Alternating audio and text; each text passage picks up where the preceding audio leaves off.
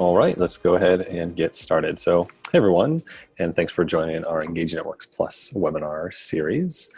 Today's webinar is How to Train Your Robot or Automating Your Supporter Journeys with Marketing Automation. This is a co-presented webinar between Engaging Networks and Yibu Digital. I'd like to start by first introducing my colleague, John Simatowski. Thanks for being here this morning. John will actually be walking us through the tool set. But before we get to that tool set, we are also joined by Matt Barr, who's the Director of Operations and Delivery at Yibu Digital. Matt, you want to say hi real quick? Good morning, everybody. Thanks, Ben.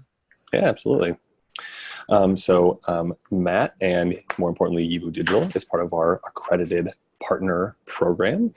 These are partners of ours that have gone through a rigorous academy to kind of show that they know what they're doing inside the platform. We have an entire list of them available on our website that you can check out, or you can email Matt directly if you like anything you see here today and kind of want to chat to him more about marketing automation or any of the other ways that Yibu Digital can help you in any of your digital needs. So without further ado, I will pass it over to you, Matt, to go ahead and get started. If you have any questions, feel free to post them either into the chat or you can ask it using the question answer icon at the bottom of your screen. Without further ado, go ahead and take it away, Matt. Perfect. Thank you very much, Ben. So good morning, everybody. I'm going to dive right in and take us away from Jimmy's lovely face here. What are we talking about today? So the robot, as you could see in the bracket, is totally marketing automation. And yeah, marketing automation is awesome. We're going to save time, we're going to engage more, and we're going to convert more. It's not the automation tool that engages, inspires, and converts, though. What we're going to focus on today is it's the stories that we focus on to inspire, the little micro actions to engage created through strategy, and thoughtful planning and subsequent testing so that we can refine and actually get better as we move forward. So yes, today we're going to focus a lot on the strategy. John's going to dive in and show you a bit of the tool set as well in Engaging Networks. But what I'm going to focus on a lot today is the strategy behind marketing automation. This robot here obviously had no strategy. I'm going to try and keep the robot jokes to a minimum, but there could be a few hidden within here. So we've got different names for a similar or the same thing.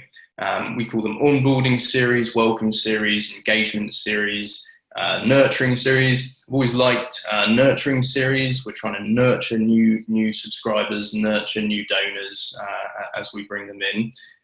But we are also trying to welcome them. We're trying to engage them.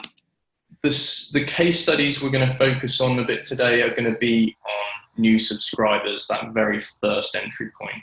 So whether they're new activist type subscribers or new subscribers to your website, maybe similar-ish overall strategies, but certainly different types of actions and engagement pieces that we might focus on. I think what's also important to note as well is within the platform, Engaging Networks, we've got some interesting releases there, recent releases around surveys and quizzes, even SMS triggers based on automation that can actually help to enhance marketing automation and all these types of email series even more.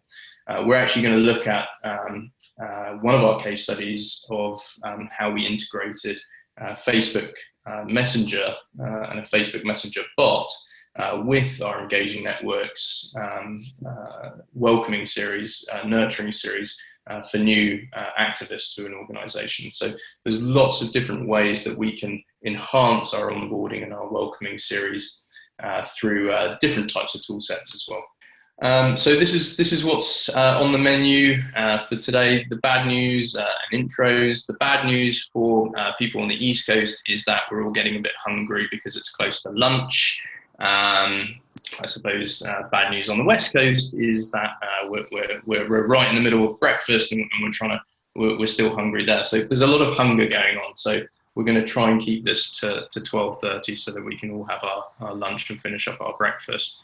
We're going to touch on why do we actually need email addresses, why do we need to welcome and nurture. We're going to look at 3 big reasons to nurture and engage.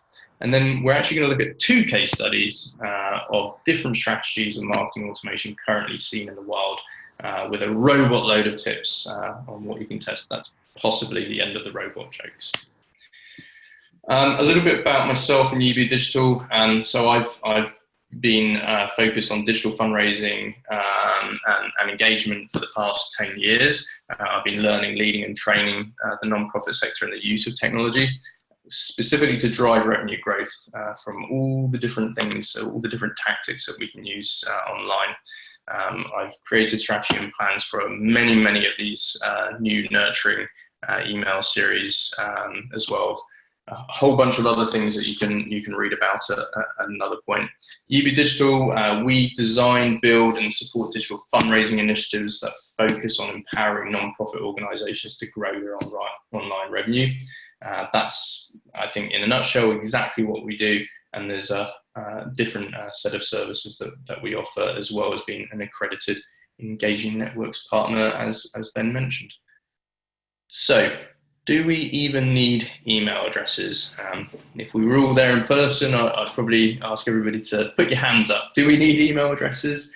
Yes, I think it's quite easy to understand that we do, but why? Why do we need email addresses? Email is the primary source of online revenue for non-profit organizations. There's lots of different sources at the moment. Some organizations are doing fantastically well in places like Facebook, that type of thing. We still see, in general, overall, email is the primary driver, the primary source of online revenue. And multi-channel donors give more over time when you have that email address. If we look at some data from our friends over at CCAH, there in DC, we can see that offline donors can give up to 40% more when you have their email address. Retention can increase by 29% for offline donors when you have their email address.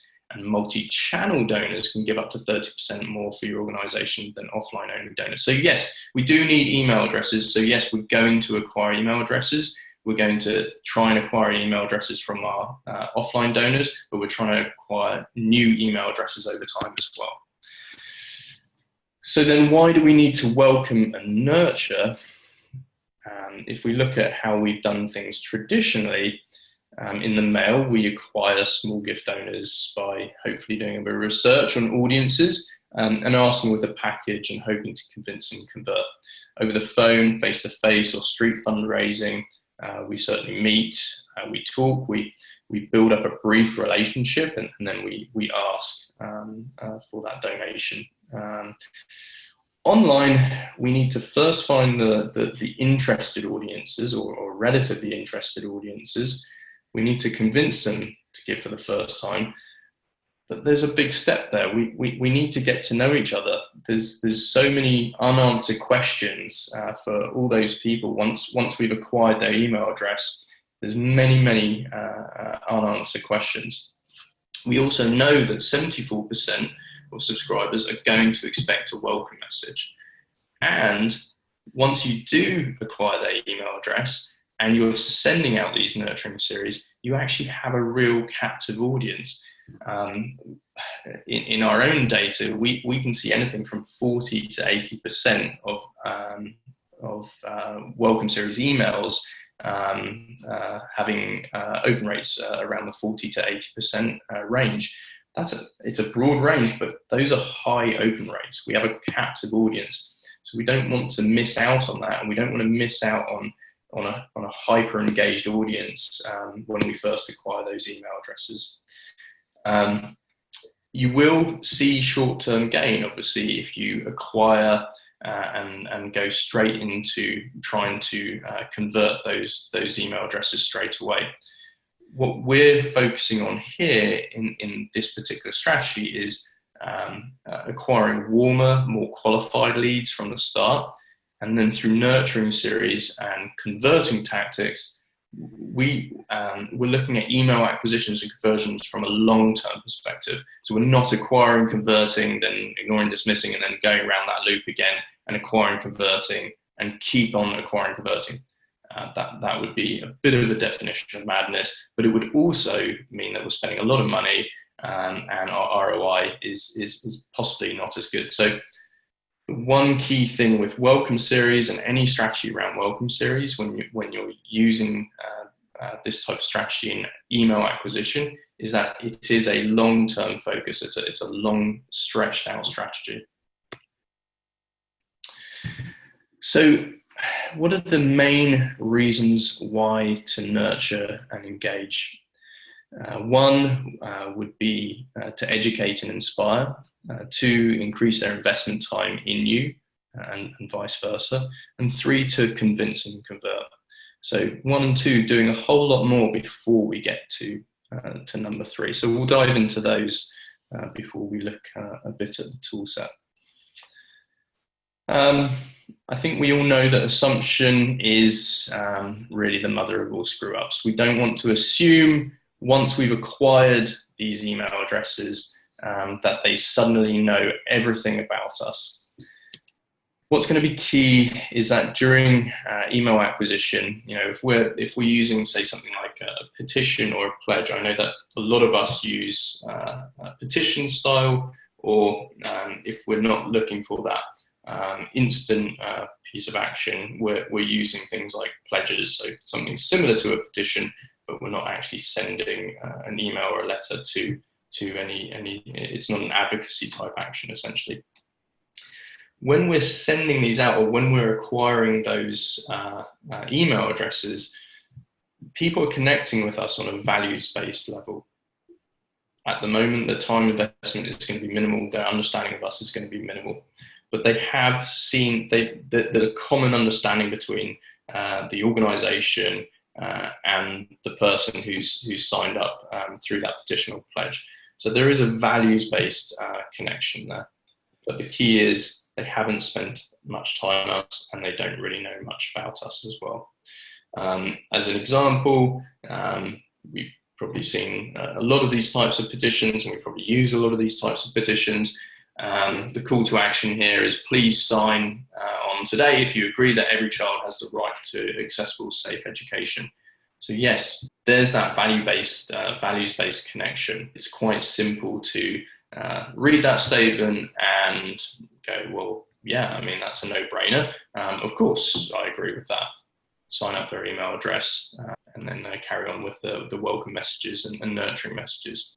The key thing is, if we take that email address and we start sending out e-appeals, or we start sending out newsletters, all that type of stuff, we're missing that whole idea that people are expecting a welcome message. So people are expecting to know a bit more anyhow, but there's these key unanswered questions.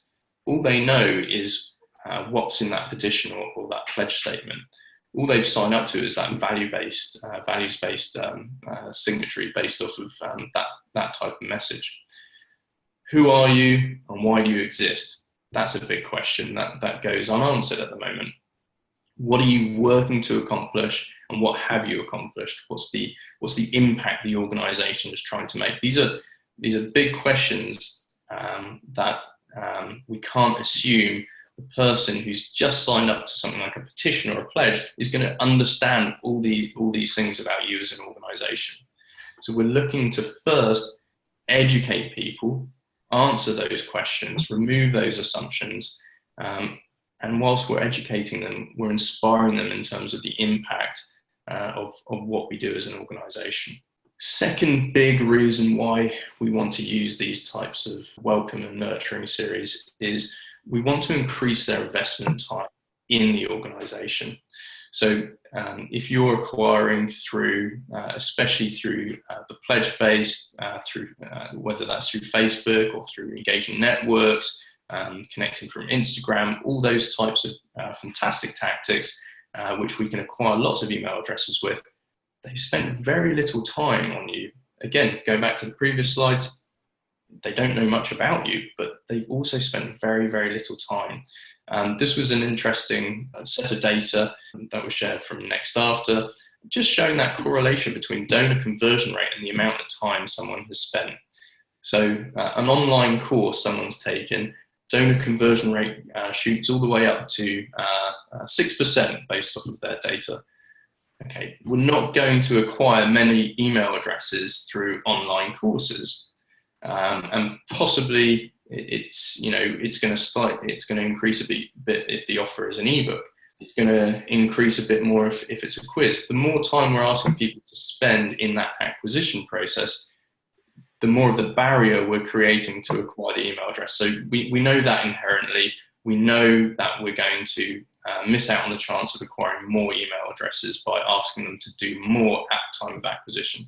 So, okay, we want to use petitions, we want to use pledges as well, because we know that we can maximize the number of email addresses we can acquire with that acquisition, lead generation acquisition campaign. But we also know that that donor conversion rate is going to be very low if we go straight for it. For sure, we can go in with the ask straight away, and even in the welcome message, even on the thank you screen, go in for the ask. There's always going to be a percentage, and actually with some campaigns that we've run, we've seen a really nice percentage of straight away conversions. Generally speaking, we're looking at that long-term view.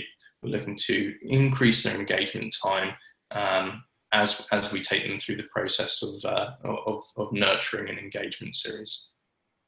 So how can we actually increase this? So it's not going to be too dissimilar from the types of tactics that you could use straight away with acquisition, but we're spreading it out over a bunch of emails, 3, 4, 5 emails.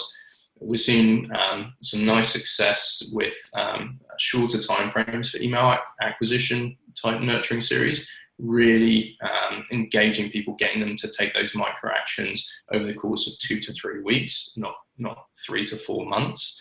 I think it would be different for a nurturing series for new monthly donors, but certainly for new email addresses, we can ask people to watch this video, read these specific articles. You'll see that when we started integrating Facebook Messenger with our email nurturing series, we were able to send direct messages to back up what we're sending in the email nurturing series to real recent articles posted by the organization on the actual crisis they were talking about with their petition campaign. So yes, we can ask them to read different articles. We can get them to do different things, change your profile or cover photo. Take this survey is a great thing, and we can repeat that taking the survey. Asking 5 other friends to take the pledge. Lots of different things you can ask people to do. Again, the key here is getting them to take micro actions. We're trying to get them to spend a bit more time with us. We're getting them to take small actions. We're not asking them to do a huge amount, just allowing them to spend a bit more time with us. And they could share the petition, tweet it, share the video, forward the email. So number 1 is educate and inspire. Number 2 is to increase their investment time. Number 3, of course, it almost goes without saying, because this is what we're trying to do overall, is we are trying to convince and convert. So this is why we want to stretch these emails out into 3, 4, 5 types of emails. You're probably quite used to those sales type driven websites where you sign up your email address and straight away over the next couple of weeks, you're going to get an email from the CEO of that company asking you to, did you check out this white paper? Did you do this? Did you have a look at this? They're looking at you to take those micro actions. But then those emails start saying, okay, we know that we know that you wanted to find out more information on our medium plus plan, trying to convince the person through those emails to actually sign up to the plan that the person clicked on originally. We're involving that type of messaging throughout this email nurturing series campaign. throughout, perhaps not in the initial welcome message, but certainly the messaging we want to convey that we are a charity, we are a non-profit, and we do need money to actually exist. If we've educated you and you've taken time to take these micro actions, and we've shown the impact that we have and all the different types of programming that we do, all that type of stuff, then yes, to achieve all that, we do need to raise money and we do need donations. So certainly the third main reason why we want to nurture and engage is to convince and convert during these messages. There's other channels that you can use perhaps once people have been through a series, and that could be using the phone to convert. But certainly in the emails themselves, we want to add that messaging. Remember, we're seeing double the open rates than newsletters and appeals in these types of messages. So the people who are receiving these are already hyper engaged. You're only going to see open rates lower once they go into e-appeal series, once they go into e-newsletters. So we want to use this time whilst we have their attention. And I think I just thought this was an interesting piece of data from Return Path that one of my colleagues here found, to say that a recent study of 2 million subscribers from the top 100 retailers in the US showed 42% higher open rates than other emails in welcome messages.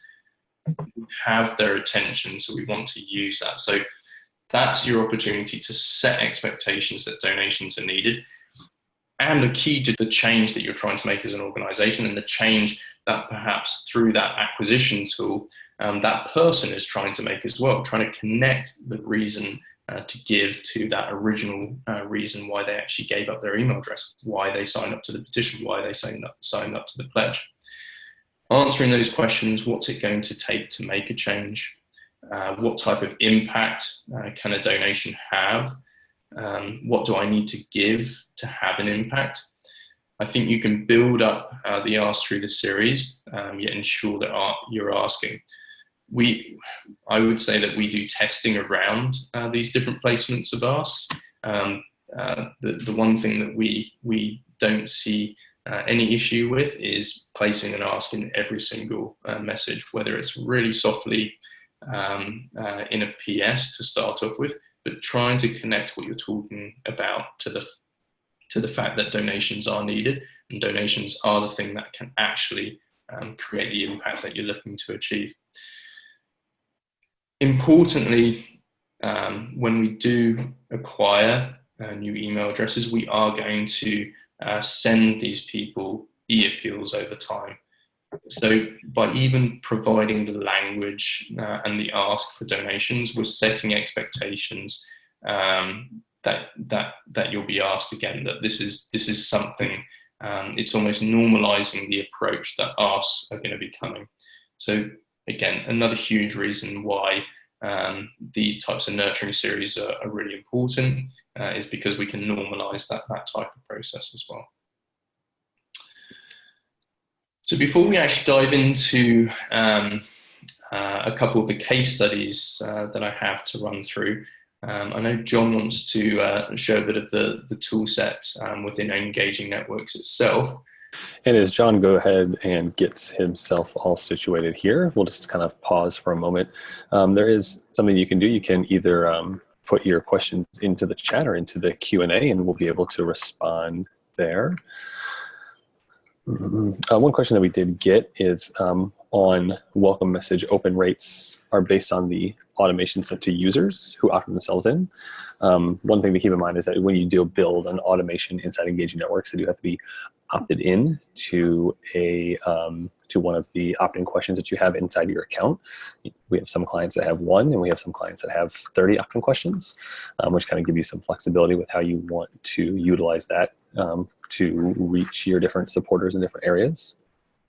You can see here, John is pulling it up right now. You can see there on the screen that you have to select one of those. So if you did have a prospect list that you were bringing in, if you imported them, you would just need to make sure that you opted them in to whichever question you wanted them to be included. One other thing is to note, the marketing automations can either include imported supporters or not include imported supporters. And so you do want to make sure that if you are wanting it to go to imported supporters, that if that option is available to you, that you do check that box. You can see right there, John is showing it to you on the screen. A couple other questions. How can you pull full campaign email reports on Engaging Networks over a certain period of times? That's going to be a visual report, Rebecca, that we will be more than happy to show you at some time in the future. You can also generate a report on your marketing automation workflows, as John's doing right now from inside the marketing automation platform. From Oxfam Canada, can you run us through how to build a marketing automation start to finish? I think John will be demoing that here for you real quick as part of his technical deep dive in. And then there's one other question from Philip, which I need to read and then I'll be able to respond to. But John, go ahead and take it over and I'll hop back in here a little bit. Great, thanks, Ben. And thanks, Matt, for giving the strategy behind marketing automation, because it's essential to lead in with a strategy. One of the things that we built inside the tools is a really flexible, essentially whiteboard of how to lay these messages out. So we'll talk a little bit more about this in the process. But that's that planning phase that also starts in your conference room, getting in front of the whiteboard, figuring out what those various audiences you have that you want to target with marketing automation, and then what's the messaging behind that, what's the strategy, what's the cadence between the messages, figuring out all those details in advance, and then starting to lay that out in the software. So what I've got in my account, just to give you a lay of the land, once you're inside your Engaging Networks account, you can find the marketing automation tools under the email section. So it's this option right here if you haven't explored this yet in your account. Marketing automation is included with our email module, so it's no additional cost to use marketing automation. And as with any emails in Engaging Networks, you can send out as much email as you want to, or as much as your supporters will stand. There's no additional cost to send additional messages or use marketing automation software. So what I've got in my marketing automation section, I've got at least one folder in here where I could probably better organize my work. You can see I've got numerous marketing automation workflows. One thing to note is that if you have multiple automation workflows running, for example, I've got a welcome series running. I've also got a happy birthday series and a couple other things like card expiry. So for my recurring donors, if their credit card's going to expire, say, in the next 60 days, I can target that group of supporters. Well, your supporters might be available for more than one marketing automation at a time, but you don't necessarily want to overwhelm them with three or four different message series. So you can set priorities on your marketing automation workflows and then decide what order those priorities are. So maybe we start with those recurring donors, keep those recurring donors giving at the rate that they're accustomed to. Then we have a reactivation series for supporters who maybe aren't as active, probably no commonality between those two. So you can see that you can easily arrange the rows here and change the order. Once the series are active, then they'll be available for managing priorities. So yes, you don't have to overwhelm your supporter with too much marketing automation. So the process, when you simply click on the new automation button, is you get a couple of templates, and the templates help guide you on some of the choices that follow. So then there's limitations after we click one of these buttons. So for example, if we wanted to send out a birthday message series, whether it's on the birthday or maybe it's some time in advance of the birthday, to invite your supporters to create a donate their birthday campaign for your perhaps use of our peer-to-peer fundraising tools. That's one of those tools in here. Another is, again, for your recurring donors, if their credit card is going to expire, say 60 or 90 days from now, we can start to send those supporters messages and perhaps guide them to the supporter hub where they can update their payment method or take other actions to do so. And then the last option here in the bottom row is the recurring transaction activity.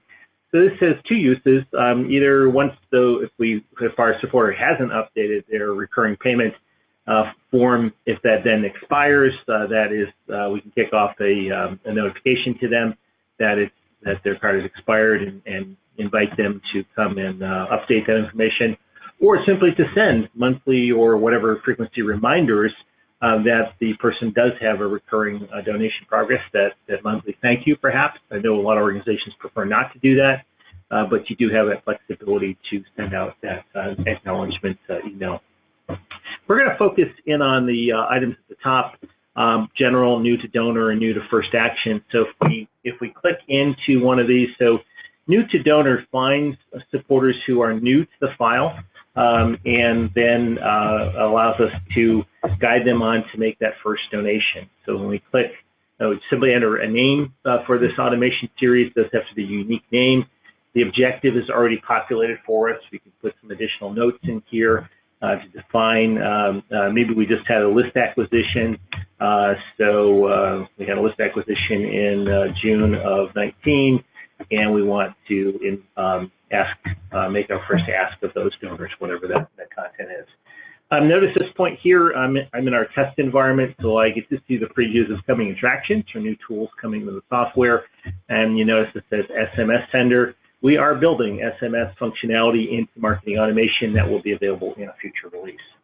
So I click on next, and then come into another screen here, kind of the same workflow that you're accustomed to in Page Builder of having different tabs outlined here. And so in this section, our target's already filled in, new supporters until their first donation. So guide those supporters to make that first donation. First, establish that relationship with the supporter through a series of messages, and then ultimately guide them onto that message. So Ben mentioned that the supporter must be opted into at least one of your opt-in questions. You can select multiple questions that might apply to that particular list to further define that group of supporters, because after all, this is new on the file, but we also need to limit that somehow, perhaps through any one of these 4 opt-in questions. So it's essentially be joined by ORs. We can then, this might be a large group of supporters that we just imported. Maybe we had a list acquisition for Care2 or some other service that we've got a lot of new names on our file. We can filter this list down based on any of the supporter fields, any values in the supporter fields that you see here. This should be familiar from our so the query portion of the query builder from the export and broadcast email tools.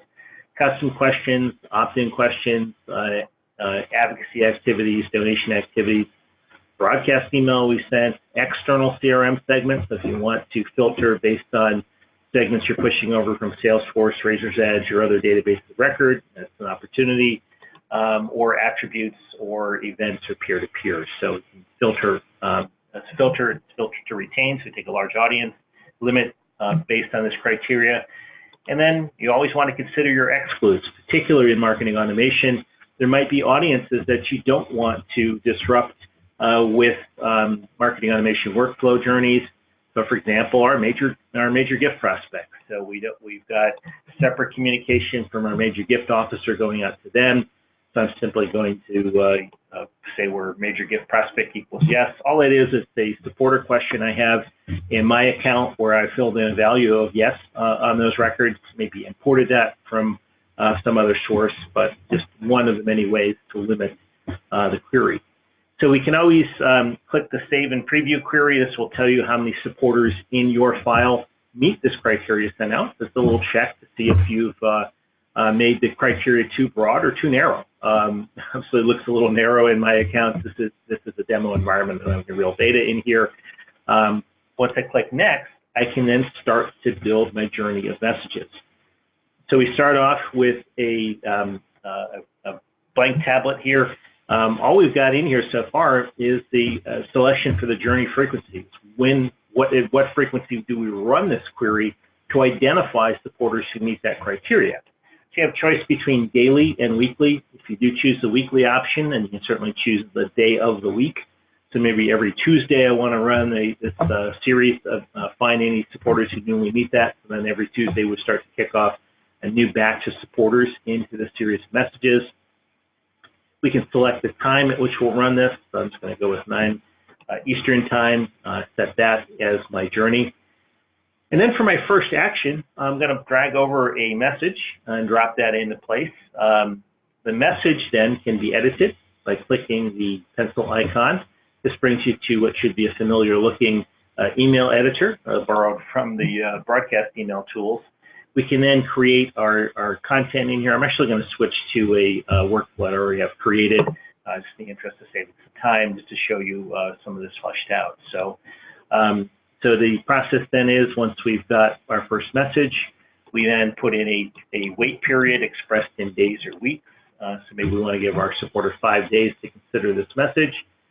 And then we start to add some decision points. So what was this call to action in this first message? Maybe it was just some content that we just wanted to make sure our supporter got that message and perhaps viewed that content. So simply if they had clicked on that link in the message, then we want to send the next message in the series.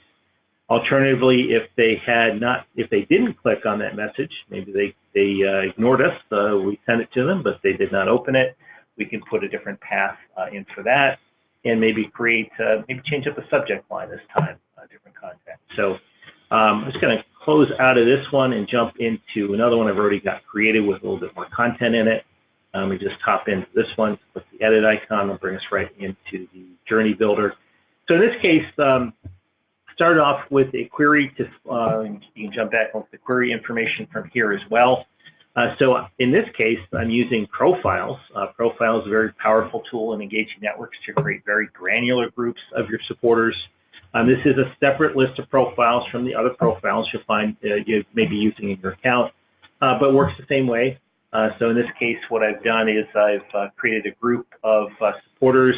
And this is, maybe this is a great technique for finding some recurring donor prospects, because anyone who's given perhaps more than 2 times to any of our donation pages in the last 365 days. That's a frequency of donation that we might want to encourage that supporter, instead of continuing to make occasional one-time donation, encourage them to make a recurring donation. So you have all the same filters you have in Profiles as you expect. All those are available here. So I'm just simply using one of those, the fundraising donation process, to count on the number of donations over a period of time. So pretty simple one. You can create as many profiles within marketing automation for use to really get granular with your group.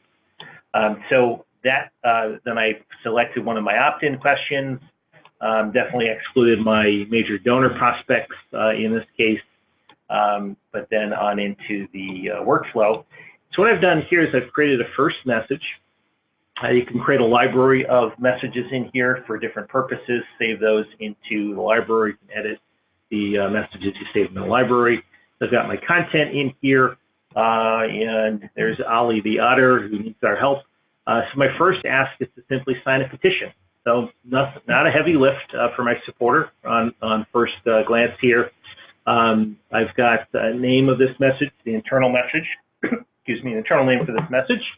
Subject line, yes, you can insert any field from the supporter record into the subject line for my first message. I'm going to omit that. Use any of the senders that you already have in your account, or create new ones, simply with the click the pencil icon, change up the reply path.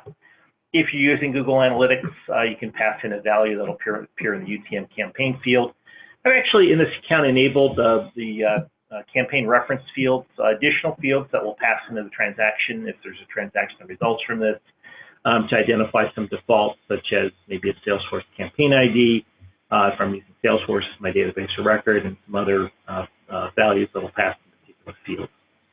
So I've got that first message, and then I'm going to give my supporter 4 days to consider that message and take action on it. Actually, in that case, I'm not even doing a decision. I'm just going to give them another message 4 days from now. Our friends at Amnesty International USA have a marketing automation workflow with over 70 messages in it, because they're just going to cadence the messages out just to continue informing that supporter, tell them about the urgent need for their support, and just keep that flow of information going. So I'm just going to send out this next message 4 days after the first one. And again, maybe there's not a need to put a decision after the workflow, but in this case, after this message, now I'm coming up with an ask. I'm actually asking our supporter to make a donation, and this time I'm giving them 5 days to consider it. And I've got 3 different paths I've established for decision workflow here. If they made, say, a recurring donation, that's awesome. Maybe that was what we're after here with this case. If so, I'm simply going to end the journey. You can drag over an end at any point in the journey. Kind of silly to put two ends on top of each other. But you can then end that journey for that supporter if they completed the action. And they're going to end this workflow, maybe qualify for another marketing automation workflow you have running. What about supporters who didn't make a recurring donation, but at least clicked on a link in that prior message? Well, we want to create a path for people who follow that route. Let's create another message, another more urgent statement, perhaps this time. Encourage them to make that donation. Give them some time to look it over, and then follow the same process again. Put on some decisions on here. If they went on to make a donation, put one path there, and put another alternate path here as well. So continue that workflow until we've exhausted our desire to continue messaging the supporter. The decision workflow does have it's a hierarchy. So recurring donation at the top, one-time donation, any supporter field, so any of the fields within the supporter record, all your fields from your supporter record, both tagged and untagged or standard and custom, will populate in this list. So you could use this to ask a particular question on a form if it's still in a particular value, such as if there's something in here called question. Yeah, so if question 1 equals blue, that was their answer to that question, then I'll then send them a message about that. Humane Society International makes great use of marketing automation tools to ask a simple question of the supporter and then send the next content based on that response to that supporter field. It's a great way to use the tool. I've then created another path here for the supporters who didn't take part. So just to continue down the description here, page converted means anything that's not a donation. So if they signed a petition that was linked in that prior message, that would qualify as a conversion. And then simple email behavior. Did they click on the link? Means they've at least visited the page. Did they at least open the message? They didn't click on anything, but at least they opened. And then the final case of they ignored us. So you can create different paths to guide people to different decisions, put those branches, add additional branches to this tree of messaging to guide the supporter to those actions. Hey, John, could you show an example of a split test email coming off one of your decision trees, please? Yeah, so once you have at least 2 messages, you do have to populate the messages into the content first. So this next action item here, first one is email. So if I want to just have the same email go to our supporters, but I'm going to drag over the split test option. And when I do that, then when I click on the pencil icon, I can then pull in any of the messages. Well, actually save those messages in here. But once I can then select messages or create new messages from here, create different versions of the message. So that way we'll then split the delivery of those messages among the messages listed. And it's not an A/B. You can put multiple messages in here. So if you want to test 3 or 4 different versions of it, we'll then distribute among those multiple versions. When we add, so sorry, Ben, go ahead. I was going to say that what's really nice is once the marketing automation is live and you view the full stats, you can actually see which one is doing better and then select that one to send to everybody else. Yeah. So just as you would for broadcast email, where you can select the winning message, you have that same ability within split testing and marketing automation. Mm-hmm. Yeah, good point, Ben. Yeah, so that's a look at building the workflow. You can test things out. Probably start with a simple one just to test it out and see how it flows. When you are testing the messages, you can view the stats. Save this. Just a nice little tip: save early, save often, just so you don't lose your work. And in this case, I've got this one that's active and got some flow through it. When I click on this row, I can see more details about it. Once the message is active, I can pause or stop the message at any point. So pause means no additional supporters will come into the journey, but anyone who's currently in the journey can continue that series of messages. Stop means everyone stops right in their tracks, no further messages delivered. So for whatever reason, if you want to turn that messaging off, you have the flexibility to either pause or stop there. And then once you do have some data flowing in this, you can look at the reports we took a glimpse at earlier. And this will show you for each one of the messages what your sends and opens are in some of the bounce complaints, some of the negative reporting in there as well. You can filter this over time, so you can look over particular time periods, and they can also export a CSV of the data points on the workflow delivery. So you have lots of flexibility there with reporting. Additionally, beyond the marketing automation workflows themselves, as you might expect, when you go over to the Manage Supporters area and look up a supporter record, as I'm doing here, when you go into the transaction gadget, what I've done here is I've taken a transaction gadget, I've filtered it to only look for EBC and MBC, email broadcast campaign, marketing automation broadcast campaign. And to this MBC, I got an invitation to our event, and I opened it, but I did not take action. So yes, you will see that data recorded in here. And so this is the 3-character code of the transaction that occurs, as you may be familiar with from email broadcasts. Same idea, we then track for opens, clicks, and completions. And so this data then therefore is integratable over to your database of record, as you would with, same way you would with email broadcast campaigns. So that's an overview of the marketing automation tools. Again, free to use, easy to set up. One other note about some of the controls within the account. If you are a super admin in your account, you have access to the account settings, which is where I've just gone. Right here under email triggers, I've got the box checked, prioritize the email triggers to show that prioritization list for the various workflows. The other option, if you uncheck this, is to set an upper limit for the number of messages that a single supporter can receive in a week. So that's the other option, is to control it by volume rather than by the limiting to only one trigger at a time. So it's an either or option there. And then notice this other option includes supporters active in journeys, meaning marketing automation, to all outbound. So by default, we've got this unchecked, but if you do check it, it will make any of your marketing automation supporters, those involved in those journeys, available to your marketing automation workflows.